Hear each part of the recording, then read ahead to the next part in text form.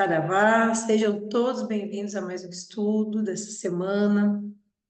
Essa semana, em continuidade ao nosso livro, vamos pedir as bênçãos e a proteção de nosso Pai Oxalá e hoje, muito especialmente, de nosso Pai Xangô, nosso Pai da justiça, o nosso Pai Criador das leis, nosso Pai do fogo, nosso Pai do trovão, do vulcão, da terra, né? Um orixá, talvez dos mais emblemáticos dentro da Umbanda. Ele pode não ser o orixá mais popular, né, no Brasil, mas a história de Xangô, e hoje, especificamente, quando a gente for tratar, né, agora tratando das lendas africanas, as lendas africanas de Xangô são muito boas, gente. Por quê? Porque, historicamente, Xangô é um orixá que viveu na Terra, tá? Então, isso é muito forte. Se eu não me engano, é o único tão evidente, com registro histórico, tá? Então, se confunde muito a parte física, história, com a parte divina do orixá. Por quê? Historicamente, Xangô foi o terceiro rei de Oió. Eu vou colocar depois no mapa para vocês. É num território, o reino de Oió era um reino muito grande, tá? E a África, ela não era dividida em estados, né? Então, era dividida em reinos, e nesses reinos tinha uma influência determinada, né? Muitas vezes uma língua diferente, uma cultura diferente, e Xangô era o rei de Oió, que era um reino muito grande, muito forte, muito poderoso na África. É importante, gente, acho que eu já falei isso, mas é importante ressaltar também que na antiguidade, né, dos cultos africanos, quando a gente fala uma história mais longínqua, cada região cultuava um, dois orixás no máximo. Não existia um culto com todos os orixás reunidos, como nós vemos aqui no Brasil, na Umbanda, no Candomblé. Então, isso é uma coisa absolutamente nossa, né? Então, nós temos, inclusive neste aspecto, a nossa característica, a nossa peculiaridade de cultuar todos esses orixás. Então, Xangô, ele era, ele era filho de Oraniã e Torossi, filho de Elemgê, rei dos Tapás. Essa figura desse rei guerreiro se confundiu com a divindade africana. Então, acreditando muitos que Xangô seria a divinização desse grande rei, né? A exemplo do que aconteceu com Jesus. Olha o que ele coloca no livro, que é filho do homem e também considerado filho de Deus. Então, Xangô foi o grande soberano dos Yorubás. Então, ele foi considerado como assim, o filho de Deus. Então, ele é divinizado, assim como foi Jesus, para os cristãos. Então, é uma história muito bacana. Antes até de continuar, uma vez a avó tira umas coisas da cartola, né? Uma vez a avó foi falar com uma filha, deixa eu ver se ela tá aqui, acho que não tá. Foi falar com uma filha em específico e ressaltou para essa filha, falou, minha filha, você tem uma ancestralidade muito forte e você deve honrar, respeitar e você deve ter apego, assim, se apegar nessa ancestralidade, porque você tem muito conhecimento com a sua ancestralidade. Inclusive, se você quiser, você fala a língua de Xangô. Aí eu, como assim? Fala a língua de Xangô? Por quê? Aí, só para explicar isso, eu sei que na época eu falei, nossa, né, que coisa curiosa que a avó falou. Assim, gente, existem nos nossos registros da nossa alma, há quem chame de registro acástico, né? Nós temos registro do nosso conhecimento de outras vidas, do nosso registro ancestral. Então, isso Em alguns momentos, isso pode ser, inclusive, ativado, trazido conforme a necessidade, conforme a orientação. Não é fácil, não é simples, tá, gente? Mas existem descendentes vivos de Xangô. Então, eu tenho um orixá que tem descendentes na carne, descendentes vivos de Xangô. São da linhagem de Xangô. Isso é muito legal. Lógico que a gente compreende que isso é uma metáfora, né? É uma metáfora, um orixá, como a gente entende como uma energia emanada de Deus, é impossível de ser um ser encarnado, assim como a gente não consegue incorporar orixá, né? Mas esta é a nossa visão, mas é muito legal a gente trabalhar esse registro histórico, né?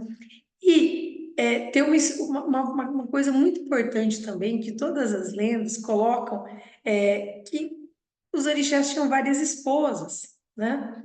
Só que, na verdade, a sociedade africana aceitava esse espaço com a maior naturalidade.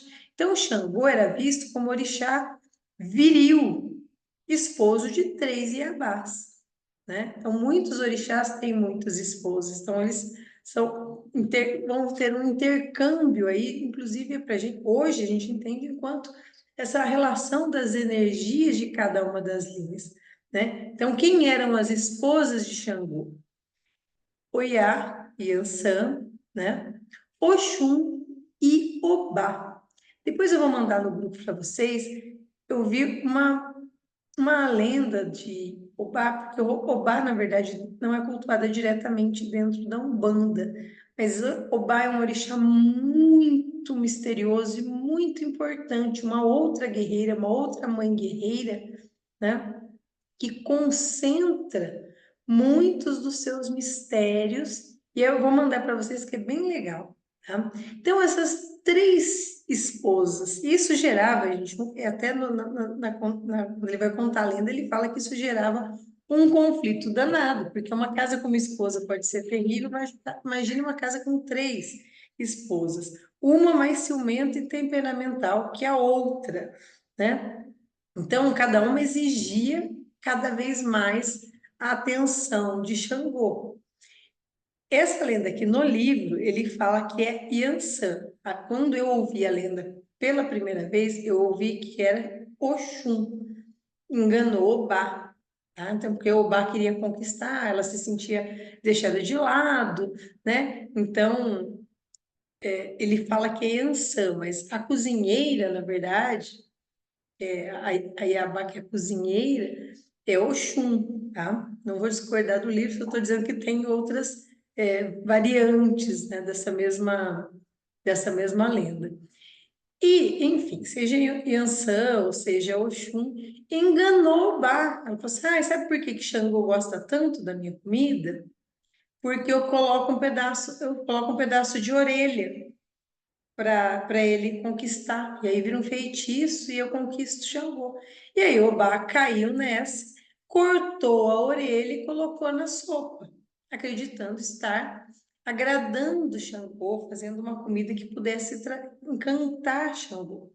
Tanto é que a maioria das imagens de Obá, na imagem tem ela cobrindo a orelha, ou com as mãos, ou com algum pano, com um lenço, com alguma coisa que está sempre cobrindo uma das orelhas, que é a orelha que ela teria cortado, enganado aí ou por Oxum ou por Yansan, tá? Então, nessa lenda, inclusive ressalta-se aí a dificuldade de Xangô de lidar com todas essas mulheres. Então, os filhos de Xangô tem uma associação que seriam filhos muito infiéis, né? Os homens, principalmente mulherengos, né? Então, cadê? Hoje, por coincidência, os filhos de Xangô não estão aqui. Tem um só que está com a minha mãe, que é o meu pai, que é filho de Xangô, mas não tem absolutamente nada de mulherengo. Então, assim, isso são estereótipos que a gente mesmo cria, né, para tratar dessas pessoas, mas todos os filhos de Xangô que eu conheço não são mulherengos, são pessoas muito sérias, né? Então, por isso que eu costumo falar, a característica não é puxa sempre pela característica mais forte do orixá, que é o equilíbrio nesse caso. A ponderação, o equilíbrio, a razão. Xangô, ele é, sem sombra de dúvida, o orixá da razão e do equilíbrio. Eu até brinco, eu falo, é o orixá aqui do juízo. Sabe assim, quando as pessoas têm juízo, falam, nossa, é vibração de Xangô. Ter essa ponderância, ter esse equilíbrio nas decisões, nos pensamentos, nas atitudes. Ah, todo filho de Xangô é assim? Não, né, gente? Não é assim. Eu expliquei isso para vocês. Mas essa é a tendência natural do espírito, que está afinado e fortalecido nas forças do seu orixá.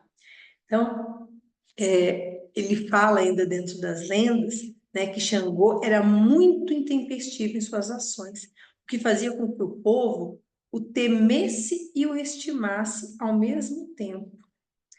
E Xangô, então, olha, para explicar, né, ele estaria muito descontente com o povo em dado momento, principalmente por causa dos desacordos, e Xangô desaparece no mato e é dado por morto, ele teria se enforcado.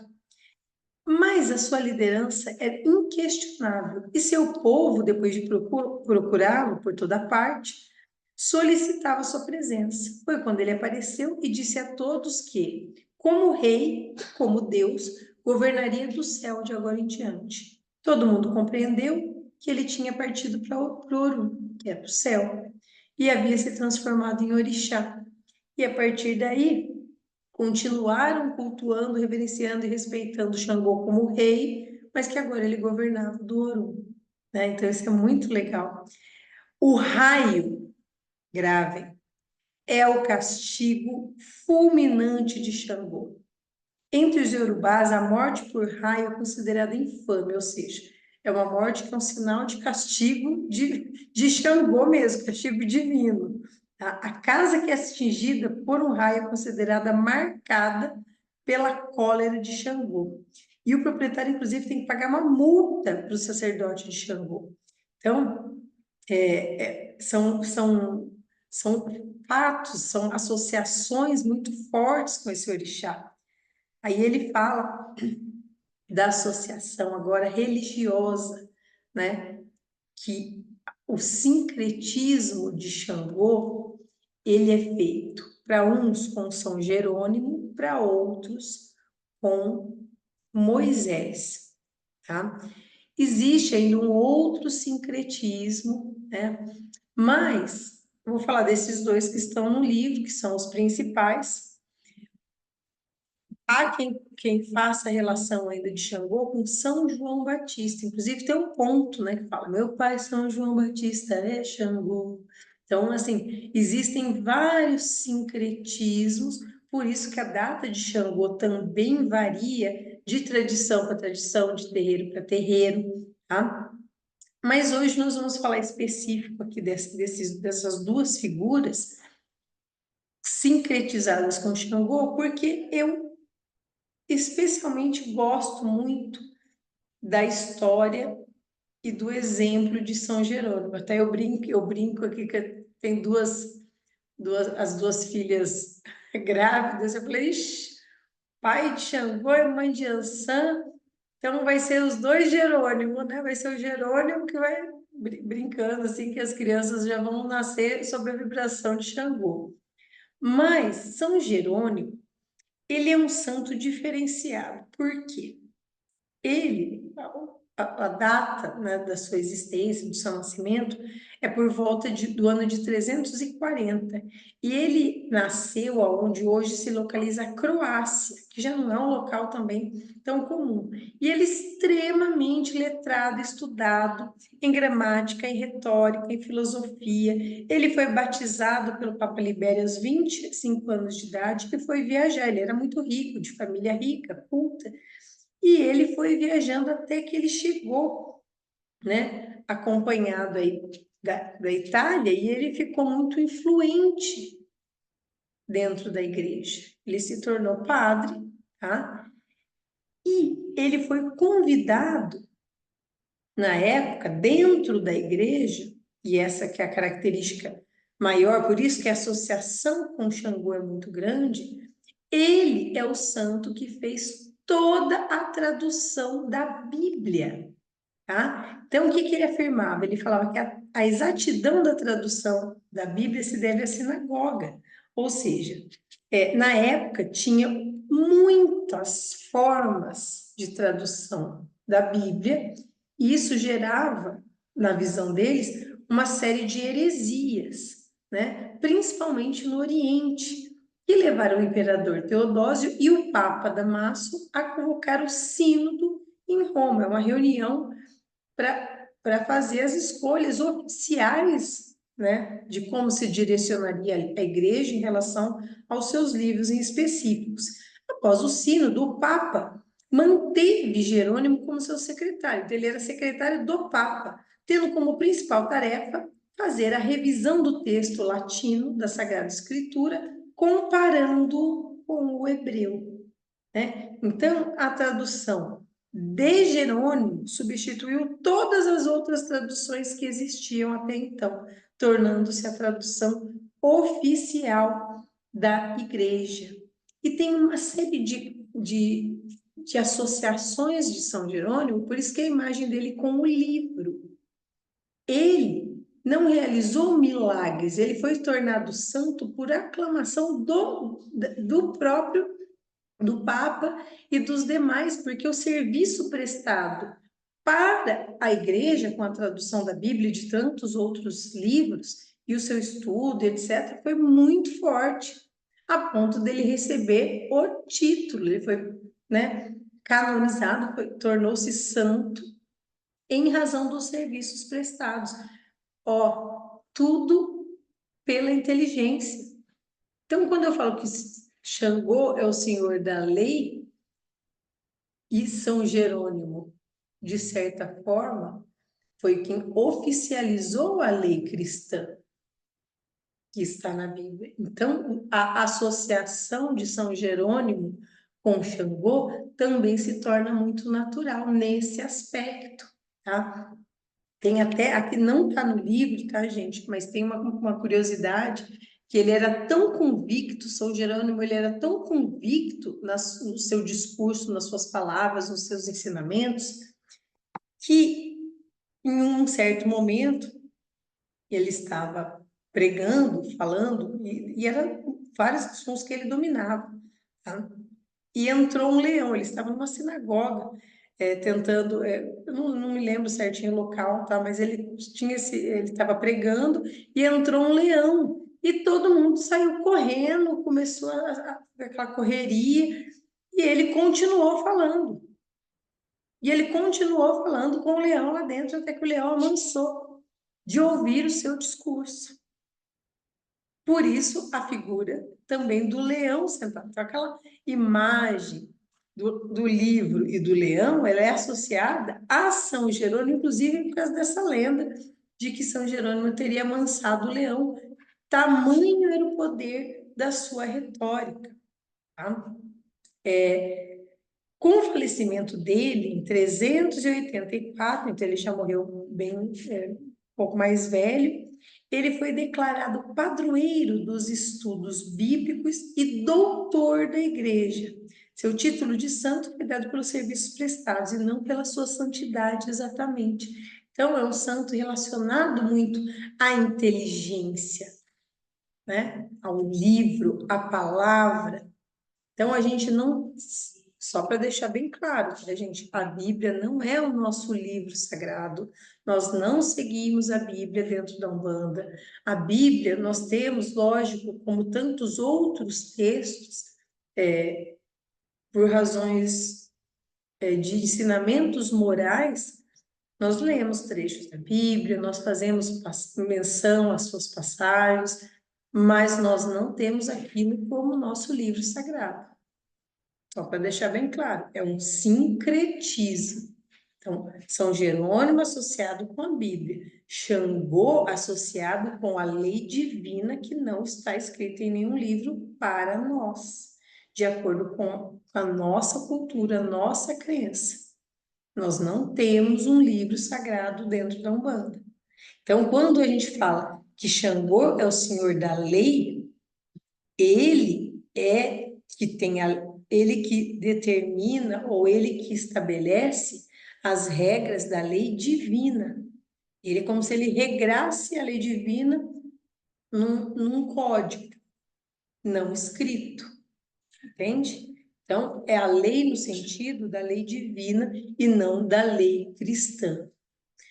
O outro sincretismo é com Moisés, e justamente esse sincretismo com Moisés, em algumas tradições, é em razão também da Escritura, né? Porque Moisés recebeu, segundo a tradição judaico, né? Dos hebreus, judeus, Moisés recebeu nas tábuas a palavra de Deus para proclamar ou para anunciar os 10 mandamentos. Então, Moisés também está associado à lei, né? À lei antiga, do Antigo Testamento. Nós temos ainda a associação, né, de Moisés com a inteligência. Inclusive, aqui no livro ele traz um outro fato também que é interessante, para justificar a associação de Xangô com Moisés, porque Moisés falava com Deus na sarça ardente. Ou seja, alguém que falava com Deus através do fogo. E Xangô é o orixá do fogo, é um outro ponto que correlaciona, né, os dois.